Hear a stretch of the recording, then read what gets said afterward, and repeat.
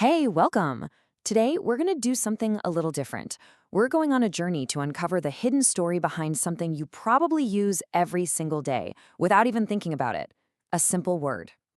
So, I've got a question for you. How much can one simple word really tell us? Well, as it turns out, it can unlock a whole story about language, communication, and a really grand idea from the 1930s that, believe it or not, still shapes how we share information today. And the key piece of evidence for our little investigation today is this: a single dictionary entry. It's for the word yellow, and it comes from the Simple English Wiktionary. Now, it looks pretty straightforward, but trust me, it's holding a secret.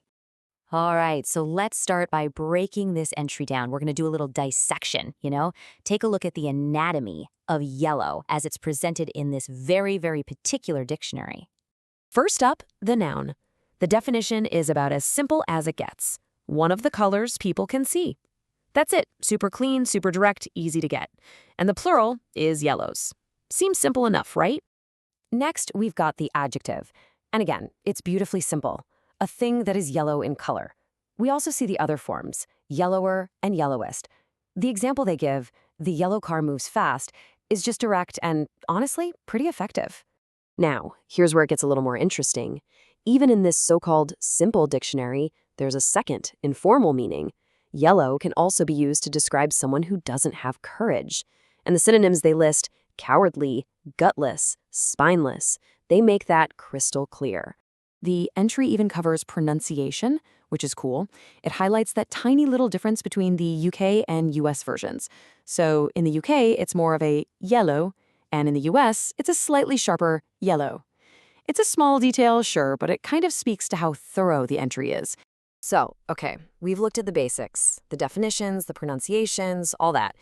But tucked away in this entry is a single line of text. And this one little line, it changes everything.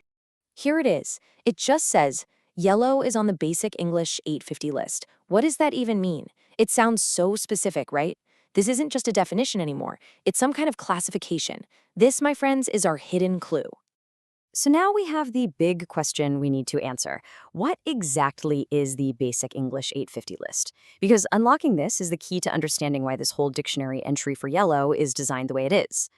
The entire mystery revolves around this one number: 850. Not 800, not 1,000, but precisely 850. And this number, it's the foundation of this totally revolutionary idea about language and really global communication. All right, it is time to solve this mystery.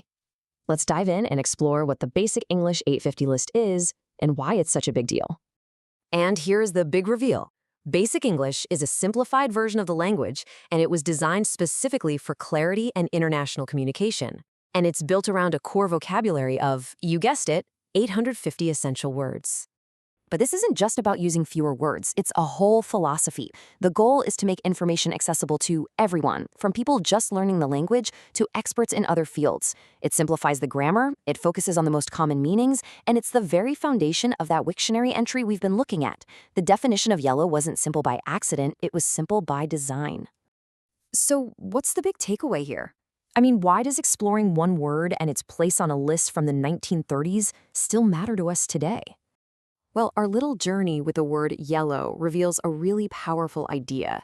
This whole concept of Basic English proves that with intentional, careful choices, we can break down complex barriers and make knowledge accessible to basically anyone.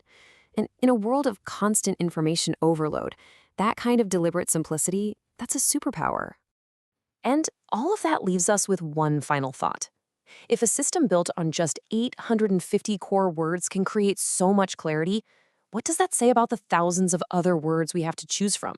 And maybe more importantly, what does it say about the ones we choose to use every single day?